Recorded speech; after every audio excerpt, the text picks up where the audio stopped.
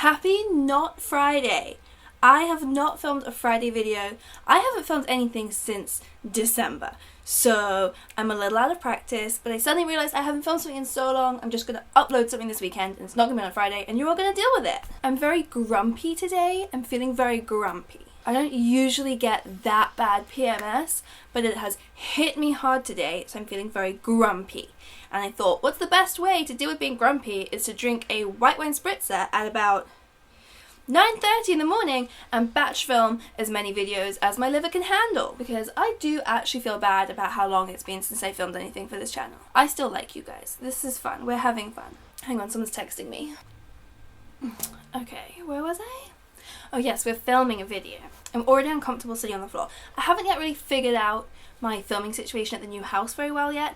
Every time I've done it so far, I've ended up in a bad mood and uncomfortable from sitting on the floor and being at a weird angle, and also the lighting in here is not as flattering as at my old house. So now you're all going to know the truth that I'm not as pretty as you all obviously thought I was. And my ring keeps getting stuck at a weird angle on my finger. Just leave the ring, Emma. It's not important, just leave the ring. I can't leave the ring. Ugh. Okay. Have I even said what this video is? Today I'm going to film my Let Me Entertain You video. I bet I've been entertaining you so much so far with just being in a filthy mood and not being at all charming, but I'm now going to be charming and I'm going to tell you all of the great things I've been enjoying for the last month. Some of them will be books, some of them TV, just a bunch of entertaining things. Let's start with the books. And here's another thing to complain about. I don't have the book with me because I brought all of the books pretty much that I read this month to work to film a video there and then forgot to bring them home. So of all the videos I'm going to film today, I'm not really going to have any props. Yay! So the two best books that I read this month. I read a book called Neighbour by Fiona Cummins, which was a thriller. I basically read like all thrillers this month because I was filming a book break video about thrillers, so I've just been giving myself nightmares really for the whole of 2019 so far, but the absolute scariest one that I read, and also my favourite, was Neighbour. So Neighbour is about this family that move into a new house in a new town where there has recently been all these murders. People keep getting found dead and it's really scary, but they think maybe it'll just like, it means they get the house for a cheaper price and it'll probably all be fine and it'll all pass soon. Lol, of course it doesn't. Within a few days, the mother of the family has gone missing. So it's like drama, but they're not even the main characters of the story. You kind of get everyone's perspective in the town, which was really cool. So every chapter is from someone else's perspective, all of the different neighbours that live there, and they all have these really dark secrets. Like literally, there is no one in this town who is not a complete basket case. That's harsh. Some of them just have really kind of sad stories, but they are also all really sinister and creepy as well. So you kind of suspect everyone, and even the ones who aren't doing the murders, you're still like, cool, not sure I want to live next to you.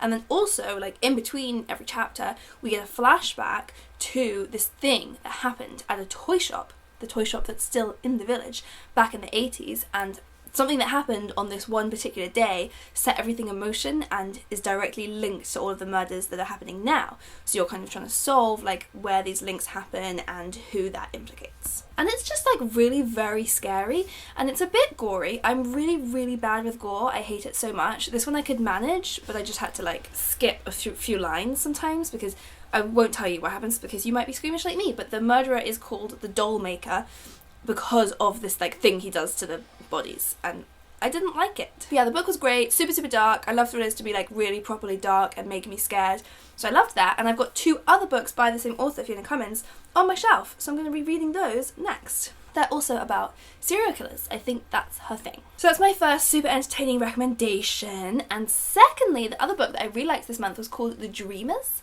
by Thompson. So she wrote The Age of Miracles, which I read a few years ago and loved, and I feel like everybody loves it. Whenever people talk about it on BookTube, they're like, oh my god, The Age of Miracles. And now they're going to be like, oh my god, The Dreamers, because it's also very good. Not as good as The Age of Miracles, but I liked it a lot. So what's this one about? People keep falling asleep. That's basically it. This epidemic spreads in this town where people just fall asleep, like unexpectedly, and they don't wake up, so they're basically in comas. But it's dangerous because if they're not found quickly enough, then obviously they die because they become dehydrated. But it's really contagious, so it starts to spread like absolute wildfire throughout this town. It's just like happening to everyone. And everyone's like panicking and people are kind of stockpiling rations because they like close the town. No one's allowed to come in and bring them food because it's so contagious. And it's stressful, but really good. But it's like, what I really like about Karen Thompson Walker, she writes these like apocalyptic kind of dystopian worlds, but they're not action-packed books. It's not really about the kind of disaster element of it. It's just about these people and their lives and like the impact on individual people. So they're very kind of slow and dreamy books, appropriate because it's called The Dreamers, but with these like crazy premises. So she's great. Let me entertain you by telling you that you should read both of those books. I turned the light up a bit. Who knows if that's better or worse.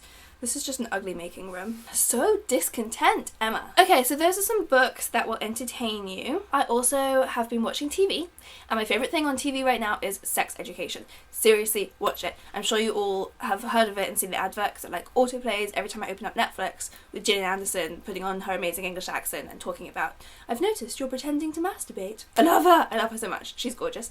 And the show is brilliant. It's really, really funny, and it's really inclusive, and it's really positive. I've only seen 3 episodes, I think, so far, so I still have so much to watch. I just love all the characters, and it's so bizarre. Like, some of the characters are so weird, and I love it. But Gillian Anderson is like my absolute favourite thing about that show. She is so good. She's also very sexy. Of course, my ongoing favourite show is The Good Place, and that just finished. I mean, not forever, but the season finale just happened, and it was just very sad. Like, the last 2 season finales of season 1 and 2 were like these massive twists. Well, the first one was this massive twist, and the second one was this massive change of like setup, so you knew the next season was going to change so much. So I was really excited to see what they did to kind of reset everything at the end of season 3, at which they did. Like, it's a new kind of concept that we're going into now, but it wasn't so much about having this big like, oh my god, this is what they're doing. It was just about making you really have your soul destroyed, because it was so sad. I love Eleanor. Eleanor is my favourite character, probably in any show ever. Her crying while talking about being a legit snack is a mood, so that's ongoing. Okay, talking about movies, I just watched last night Fyre, the Fyre Festival fraud movie on Netflix, and loved it. So I was completely obsessed with Fyre Festival when it first happened. I remember watching it all unfold on Twitter and being like, this is the best day of my life. Which, you know, when I watched the documentary, I was like, wow, like, it's actually kind of sad, like, really bad stuff happened, but it is wild. Oh my goodness, watch that documentary. Some of the stuff I did not know, and I was pretty obsessed with it. I followed it pretty religiously and for a little while afterwards as well, but then I guess I kind of forgot about it, and I had not known that Billy McFarland like went right back into scamming again while he was out on bail. Like, that was a moment. I want to know what was going on inside his mind. Like, I understand getting yourself in too deep with event planning. I wouldn't know how to throw a festival, and maybe if you're feeling really arrogant and stupid, you might be like, yeah, I can throw a festival on this island, and you would get yourself in too deep and you would realise that you couldn't do it. But how do you get to the stage where it's literally like the morning of, and you are letting people get on the plane to come to your island where you know there's nothing there? You know there isn't. You haven't got them water or tents. How do you let that happen?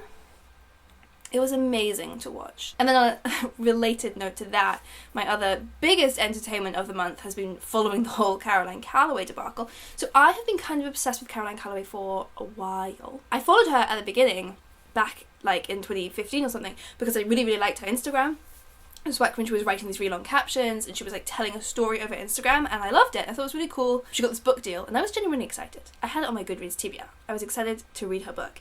And then suddenly it like all broke down. So at that point I was interested, and I kept following her because I was interested to see what happened. But I started to be like, what is happening with this girl? And there have been just like various moments throughout my journey of following her where I've been like, wow, this chick is wild. What is she doing? There's this Facebook group called Who Weekly where people talk about like who's, so like minor celebrities that aren't really celebrities, which by the way is my favourite genre of celebrity. I'm obsessed with so many people that like no one really knows or cares who they are, but I care who they are. And Caroline Callaway was featured on there a few summers ago because she said she had this massive secret to tell, and she was posting on her Instagram being like, I'm going to tell you a story. And she wrote these really crazy long Instagram stories, but then she just never kept telling what the secret was, and she kept being like, I'm going to tell you tomorrow.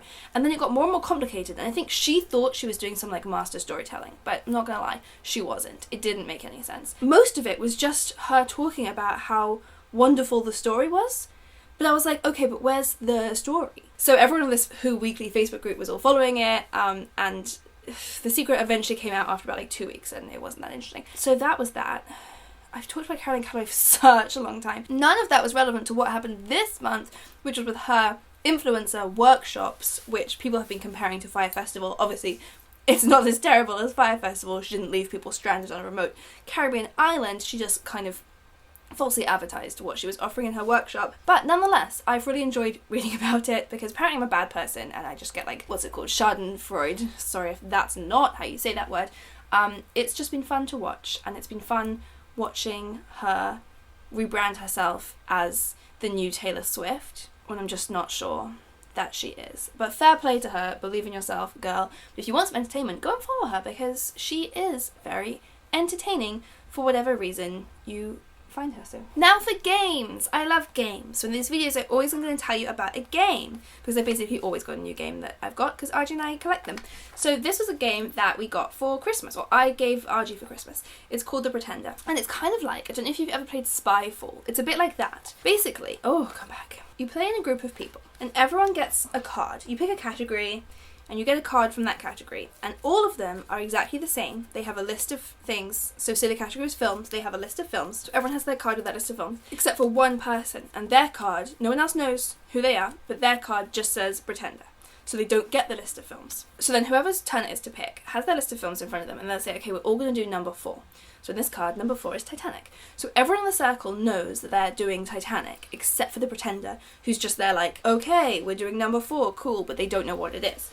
And then everyone in the circle has to do one tiny little action to prove to the others that they know that the film is Titanic. But they don't want to make it too obvious because they don't want to clue the Pretender in to being able to guess it's Titanic, so you want to do something a little bit subtle. And when it's the Pretender's turn, they just also have to do an action and try and bluff it and like hope that nobody notices their action wasn't related to Titanic. And then once everyone's done one action, you all have to talk and vote on who you think the Pretender is. And if the Pretender got away with it and nobody guessed it was them, then they get a point. And if people figured it out, then they don't get a point. So it's really fun and really, really difficult, but we've been playing that a lot with groups of people that have come around and been loving it. Okay, the next entertaining category of thing is songs. Songs are good, we like songs. So, what have I been loving listening to this month? Basically still Maggie Rogers. I talked about Maggie Rogers before because I was listening to her cover of Tim McGraw, which is still the greatest. Also, she released her album and I just love her. Just listen to her on repeat, she's great. Also, Undrunk by Fletcher just came out. That one's just really fun and catchy. Basically, my one true love in life is Shannon Beveridge, the YouTuber. She has a YouTube channel called Now This Is Living, and she's possibly the most beautiful person that has ever existed. Kind of obsessed with her. Like, her face shouldn't actually be possible. Anyway, she has a girlfriend called Fletcher, who's a singer. They did a music video together a few years ago for Fletcher's song Wasted Youth. I probably watched that music video more than anything else on the internet. And Fletcher is just really fun. Her music is just like fun and catchy, and she released this song called Undrunk, which is about just like drunken regrets, really relatable content, and that was really fun. I've been loving Lizzo. I still listen to Good As Hell every time I need a boost, and now she has the song Juice, which is really fun, and I just like listen to it when I'm walking to work and feel like, oh, the morning's not that bad, it's all fine. And I've rediscovered a song that I used to listen to a lot when I was a teenager, called Wild Gardens by Magneta Lane. I only rediscovered it because on my Facebook time hop thing, one of my statuses from like 12 years ago had been this lyric, and I was like, what is that from? I really recognize that lyric. So I googled it, and it was from the song Wild Gardens, and I played it and was like, oh, I like this song. So I've been listening to that a bit. Not a lot, but a bit. I didn't like Ariana's new song, which is a real shame to me because I adore Ariana. She's so good. Thank You Next was so good. Imagine I really liked. Seven Rings is catchy. Like, I definitely have had it in my head quite a lot. But considering that Thank You Next was like such a positive song for so many people to relate to, I found that Seven Rings was just like, alienating and positive for the wrong reasons. I know she did a statement where she was like, if you think it's about the superficial thing, you're reading it wrong. But, like, yeah, it's about her being independent and, like, resilient and surviving things, but it is actually about the superficial stuff. Like, she's saying she's independent through talking about how much money she has and how she can look after herself with that much money. And I just feel like, at the moment, I mean always, the world is kind of sad, the world's kind of shitty. A lot of people just don't have enough of like basic needs, not even enough luxuries, like just don't have enough of the things we all take for granted, and therefore I just can't find like a song all about having loads of money and feeling really positive because you have so much money that inspiring right now. Oh, what's happened to the light in here? Jesus. I shut the curtains. Now it looks like it's nighttime. This is a very confusing time. I might have to find a different room to film in. Anyway, those are songs, and then finally the last category of entertaining you is to talk about a booktuber that I really like. So this month my favourite booktuber without a doubt is Read with Cindy, but she's also everyone's favourite booktuber, so I'm not sure I'm really telling you anything you didn't already know. I really loved her video where she was watching To All the Boys I've Loved Before, because I love that movie so much, and her commentary was really funny. And she's such an interesting and impressive person. She has this incredible job where she's an art director. She's only 24. She's achieved so much. She's just like very badass and very together, but also really funny and like personable, and I just think she's great. So go and subscribe to Read with Cindy. And also subscribe to me and give this video a thumbs up, because I have been in a bad mood, as you can tell, and I want some validation to make me feel better. But I also promise to start making more regular videos again, and to not just like be grumpy when I do them. That would be a good promise, wouldn't it? Okay, I'll see you guys next time, probably on a Friday again. Friday videos will happen again at some point too, I promise. Bye!